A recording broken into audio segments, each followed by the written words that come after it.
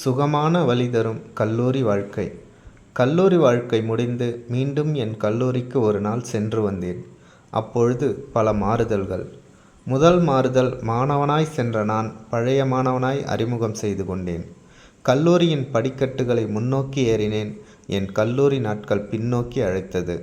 அதே படிக்கட்டில் நின்று கொண்டு நண்பர்களோடு சேர்ந்து அரட்டை அடித்தது, சண்டையிட்டது, மாணவிகளை வம்புக்கு இழுத்தது என பல ஞாபகங்கள். இதுவரை தனிமை உணர்ந்ததில்லை. நான் அன்று உணர்ந்தேன். என் நண்பர்கள் இல்லாமல் நான் மட்டும் நடந்த பொழுது. என் கண்கள் தேடிச் சென்று நின்றது எங்களது வகுப்பறையை நோக்கி. எனது இருப்பிடம் மௌனமொழி பேசியது. நீ மட்டும்தான் வந்தாயா என்று.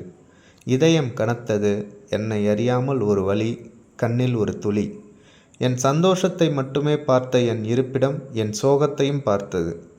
மேஜையில் கிறுக்கி வைத்த என் தோழர்களின் பெயர்களை தொட்டு தொட்டு பார்த்து கலங்கியது என் கண்கள். கண்ணீரை துடைத்து கொண்டு மெல்ல நடந்தேன் கேண்டீனை நோக்கி. ஒரு வடை வாங்கி 9 பேர் சாப்பிட்ட சந்தோஷம் நான் தனி ஆளாய் நின்று சாப்பிடும் பொழுது கிடைக்கவில்லை. கேண்டீன், மரத்தடி, 2 வீலர் ஸ்டாண்ட் என நாங்கள் அமர்ந்த இடங்களில் நான் மட்டும் இருந்து சற்று நேரம் கல்லூரி வாழ்க்கையை வாழ்ந்து பார்த்தேன். காதல் வந்த தருணம், காதலில் வாழ்ந்த தருணம் என என் நினைவுகளை நிழலாய் வந்தது. என் கைபேசியை எடுத்து நான் கல்லூரி நண்பர்களுக்கு தகவல் அனுப்பினேன், நான் கல்லூரியில் இருக்கிறேன் என்று. அனைவரும் பதில் அனுப்பி நாங்கள் வாழ்ந்த நாட்களை நினைவுபடுத்தி பகிர்ந்து கொண்டனர் என்னோடு. நான் கிளம்பும் நேரம் கல்லூரியை ஏற இறங்க பார்த்துவிட்டு பெருமூச்சு விட்டு திரும்பி நடந்தேன். என் உடல் மட்டுமே திரும்பி வந்தது.